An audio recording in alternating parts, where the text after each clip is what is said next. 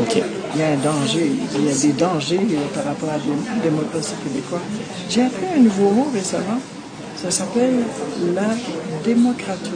C'est un mélange de démocratie et de dictature. C'est très populaire dans beaucoup de pays.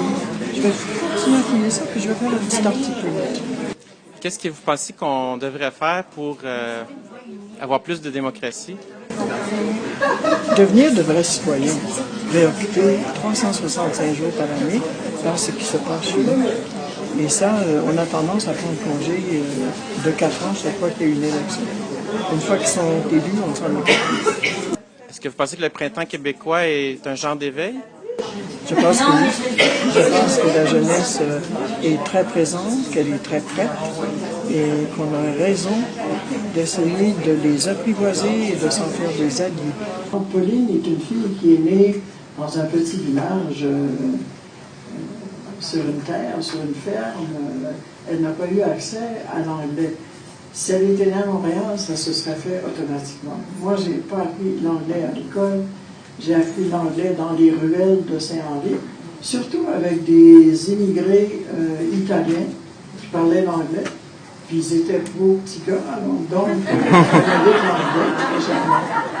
Alors c'est avec eux que j'ai appris l'anglais et ça m'a servi toute ma vie parce que ça m'a permis, par exemple, de travailler beaucoup pour le réseau anglais de Radio-Canada, ce que bien des gens ne savent pas. Je pouvais improviser aussi bien en anglais qu'en français. Donc, j'ai travaillé avec Patrick Watson, j'ai travaillé avec Peter Zosky. Je suis connu du côté anglophone. Et ça, le Parti québécois s'en est beaucoup servi. Parce qu'entre 1976 et 80, j'étais une de celles qu'on envoyait toujours dans les réunions anglophones à Montréal pour aller expliquer c'était quoi le projet du Parti québécois.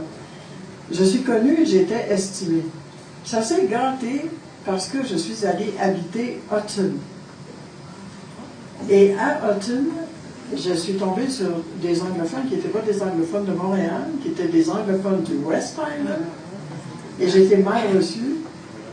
Et au moment de la loi 101, je faisais mes courses dans un Provigo à Hudson.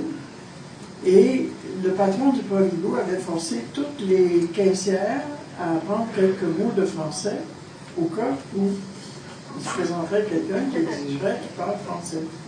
Donc, quand moi je me présentais là pour faire mes courses, tout s'arrêtait dans le magasin. Des fois, les premières fois, je me suis demandé ce qui se passait. Et il y avait des jeunes femmes qui me disaient « Bonjour, madame ». Et puis je disais « Mais c'est formidable, vous parlez français, comme c'est gentil, merci beaucoup ». Et puis ça s'est très bien passé pendant 1 an ou 2.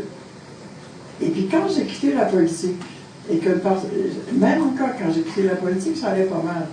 Mais quand le Parti québécois a été défait, la première fois, qu'il a quitté le pouvoir, le lendemain matin, tout le monde me parlait anglais. Et pendant la période référendaire, j'ai eu droit à tout. J'ai eu droit à des rouleaux en quantité incroyable de papier de toilette enroulés autour de mes arbres. J'ai eu droit à des caisses complètes de tomates lancées sur une maison blanche. J'ai eu droit à la peinture municipale qui avait écrit d'immenses noms dans mes entrées. Et le soir du référendum, j'avais fait une demande spéciale au premier ministre en disant « Moi, je peux avoir des ennuis dans mon coin.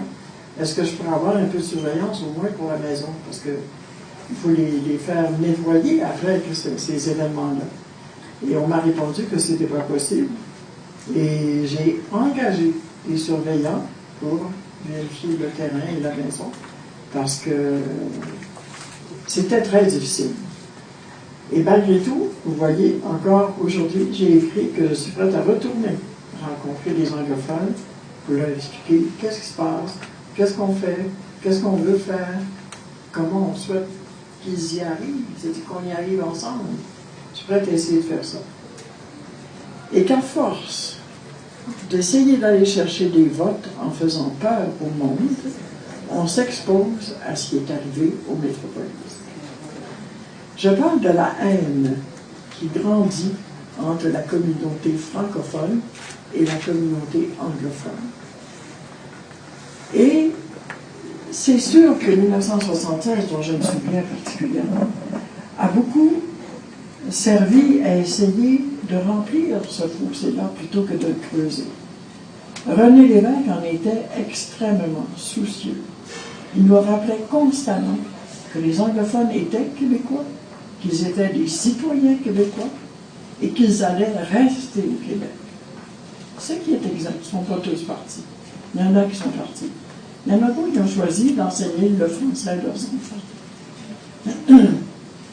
Et ce qui s'est passé au Métropolis, à mon avis, découle essentiellement de l'attitude des chefs de partis politiques qui ont méprisé le référendum comme si c'était la peste et que tout le monde allait en mourir. Ils ont méprisé la souveraineté d'une nation comme si on était complètement fou d'envisager que ça puisse arriver. Et ça, c'est dangereux. Et ça, c'est comme mettre de l'huile sur un feu latent chez les anglophones et chez les autres, chez ceux qui voteraient non à un référendum. Et qui sont souvent en colère parce qu'ils ont l'impression qu'ils n'arrivent pas à se faire entendre. Il faut arriver à remplir ce fossé et c'est urgent maintenant. Et moi, je suis de l'école de Lévesque et de l'école de Mans. Je crois que les paroles servent mieux à remplir un fossé que les fusils. Et dans ce sens-là, on a une urgence, c'est de voir à ce que ça se fasse le plus vite possible.